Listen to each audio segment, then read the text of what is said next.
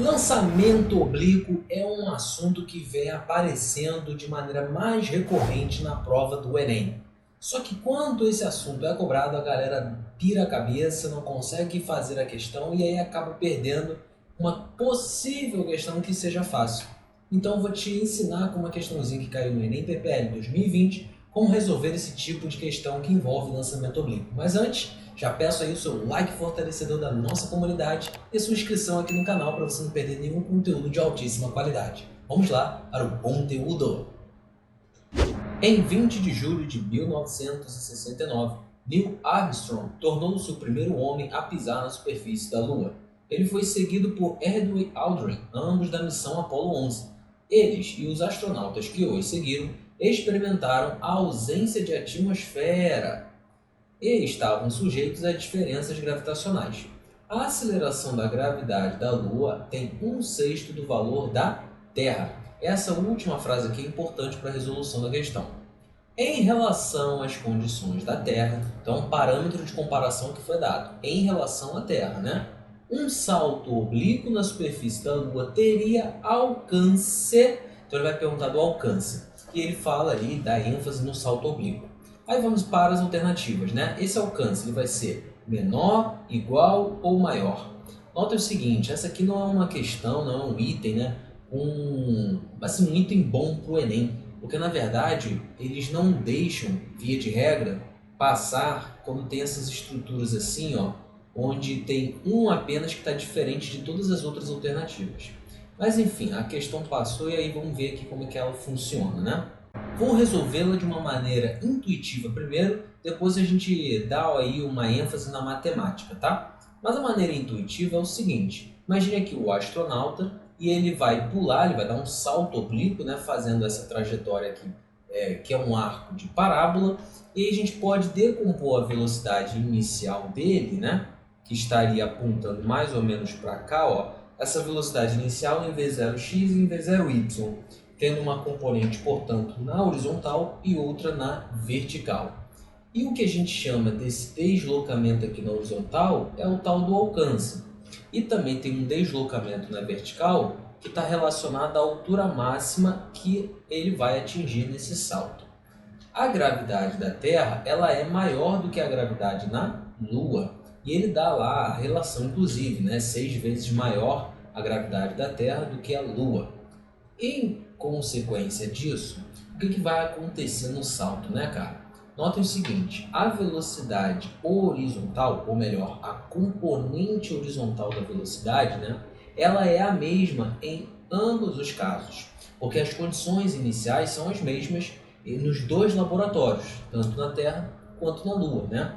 Então, ele vai saltar com o mesmo impulso, e aí vai ter a mesma velocidade inicial, as mesmas componentes das velocidades. Então, essas condições iniciais são as mesmas para o astronauta. Então, como a velocidade na horizontal ela é constante, ela vai ser sempre a mesma em todos os pontos da trajetória. Ó. Em todos esses pontinhos aqui da trajetória ela vai ser igual. E a velocidade vertical é que vai mudar, porque é ela quem vai estar relacionada com a gravidade. Então, a velocidade inicial para eles vai ser diferente. E como que vai ser diferente, né? Na Terra, ela vai puxar mais forte, mais intensamente o astronauta para baixo. E então isso vai fazer com que ele caia de volta para a Terra mais rápido do que o astronauta que está na Lua, né? Veja se faz sentido essa análise que a gente está fazendo aqui. É uma maneira intuitiva, né? Então, se a Terra puxa mais forte o rapaz, o astronauta, né, do que a Lua, então ele vai demorar menos tempo no seu voo, fazendo com que o seu salto seja menor em relação à Lua. Ou, dito de outra maneira, né, a gente pode dizer que o salto na Lua ele vai demorar mais tempo, ó, fazendo com que o alcance dele seja maior em relação ao alcance da Terra. Se a gente volta nas alternativas, a gente já tem parcialmente a resposta, tem que ser maior, né? Ficando aqui entre a letra D e a letra E. Mas a letra E diz sobre o seguinte, ó, pois na ausência de atmosfera, por que ele está falando isso? Porque ele colocou aqui ó, a Lua, né, a ausência de atmosfera, então ele está meio que tentando te puxar para essa outra alternativa, que é um distrator. Tá errado, ó. Pois na ausência de atmosfera não há resistência. Cara, isso é até verdade, mas não responde o comando da questão. Não tem relação com o que está se pedindo. Por quê? Porque quando a gente vai analisar esses pequenos saltos aqui, ó, que estão acontecendo na proximidade da superfície do planeta, da Terra, da Lua, né, do orbe em si, a resistência do ar ela influencia pouquíssimo, de maneira que a gente pode tranquilamente desprezá-la. Então, a resistência do ar ela é praticamente desprezível nesses pequenos saltos, né, que estão bem próximos da superfície da Terra. Então, não vai responder esse comando, né, que está aqui no enunciado. Por isso a gente pode descartá-la e ficar tranquilo com a letra D de dado. Maior, o alcance na Lua vai ser maior em relação à Terra, pois a aceleração da gravidade é 6 vezes menor, né? Então, a gravidade da Lua, por ser 6 vezes menor do que a da Terra, em outras palavras, menor, faz com que ele tenha um tempo de voo menor na Terra e maior na Lua, e consequentemente o alcance na Lua é maior também. Agora vamos fazer uma análise com contas, mas a gente vai chegar ao mesmo resultado. Esse aqui é para você que gosta mais da matemática, né? Bom, se a gente analisa a parte vertical do movimento, a gente está diante de um movimento uniformemente variado, com uma aceleração constante, e essa aceleração você sabe bem qual é a da gravidade, e ela é constante. Vamos analisar apenas o movimento na subida, tá bom? Porque na ausência da resistência do ar, o movimento de subida e descida é praticamente o mesmo, quase a mesma análise, tá? Então vamos lançar mão da velocidade em função da aceleração, né? Que seria Vy igual a V0y mais AT, onde Vy é a velocidade final dele, que quando ele atinge a altura máxima, V0y é a sua velocidade inicial de lançamento, A é a aceleração e TS é o tempo de subida, tá bom? Notem o seguinte, como ele vai atingir a altura máxima, essa velocidade vertical final, ela é zero. Claro que a velocidade como um todo aqui, ó, ela não é zero, gente. Ainda existe a componente horizontal para você que não lembra. Mas como a gente só está tratando da componente vertical, ela se anula, né? O que vai subir tem de parar para poder descer de novo. Aí a velocidade inicial, ela vai ser reescrita como sendo V0y seno de θ, porque não tem o ângulo de θ aqui, certo, gente? Então, V0y é a mesma coisa que V0 seno de θ quando a gente faz a decomposição vetorial dessa velocidade inicial.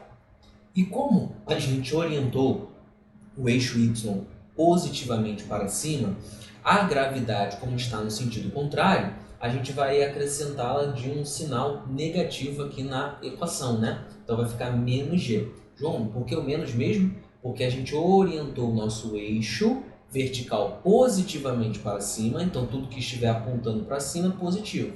E tudo que estiver apontando para baixo, negativo, que é o caso da gravidade, da aceleração da gravidade. Esse eu só repetir. Passa para lá, passa para cá, chegamos ao resultado que o instante de tempo de subida é V0 seno θ sobre G. E olha o que a gente conclui aqui, né? Que para uma gravidade menor na Lua, o tempo ele é maior. Então você fica mais tempo flutuando. E você já sabe disso de filmes, séries, seja lá o que for, né? Você vê aqueles vídeos que o astronauta fica bem lento, parece até que está em câmera lenta. Mas na verdade é porque o tempo dele de voo acaba sendo aumentado em influência da gravidade menor. Além disso, nós também podemos analisar e devemos analisar o movimento na horizontal, que é um movimento uniforme, com velocidade constante. Só que dessa vez vamos analisar o movimento como um todo, que ele está falando do salto oblíquo, né? Então a gente analisa todo o lançamento de fato. Bom, partimos aqui do que a gente já conhece, que é a velocidade constante, sendo ΔS sobre ΔT. É o deslocamento em função do tempo. Só que eu vou linearizar essa equação deixando ΔS igual a Vx vezes o tempo de voo. É só para ganhar novas interpretações aqui, né? Vx é a componente horizontal da velocidade e como a gente está analisando o movimento total, agora é o tempo de voo completo, não é mais o tempo só de subida ou só de descida. é o tempo de voo. Agora vamos substituir esse Vx aqui, que é o mesmo que V0x, porque na horizontal a velocidade é sempre a mesma, em função do ângulo de lançamento, pode ser escrito como V0 cosseno de θ, já que está coladinho aqui com o ângulo de θ, né? Coladinho aquele recurso mnemônico.